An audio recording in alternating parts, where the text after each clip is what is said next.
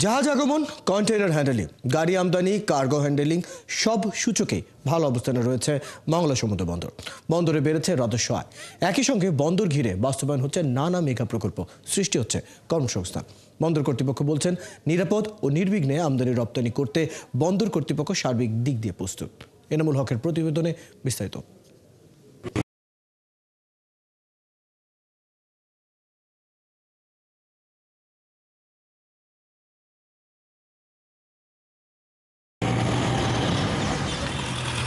প্রতিনিয়ত বাড়ছে মোংলা বন্দরের সক্ষমতা। 2023-24 অর্থবছরে মোট 319 কোটি টাকা রাজস্ব আয় হয়, যা আগের অর্থবছরের তুলনায় 28.55% বেশি।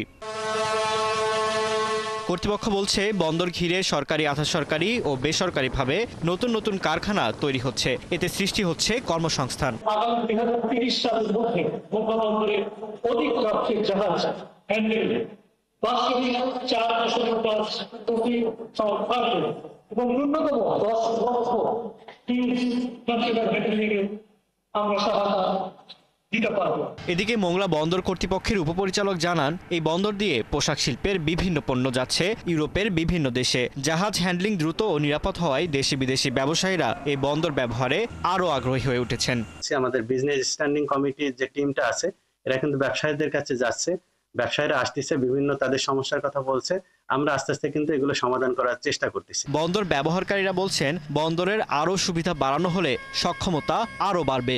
মংলা বন্দরের নাব্যতা বৃদ্ধির সাথে সাথে মংলা বন্দরে জাহাজ আগমন বৃদ্ধি পেয়েছে। বর্তমানে নিয়মিত ড্রেজিং কার্যক্রম চলছে, তো সে কারণে আপনার আমাদের জাহাজের পণ্য উঠানামা এবং জাহাজ আগমন নির্গমন ওইগুলিও সহজ হয়ে যাচ্ছে। 2024-25 অর্থবছরে জুলাই থেকে নভেম্বর পর্যন্ত এই বন্দরে মোট 44,85,695 মেট্রিক টন পণ্য আমদানি রপ্তানি হয়েছে। ফারদিন নীরব, 71।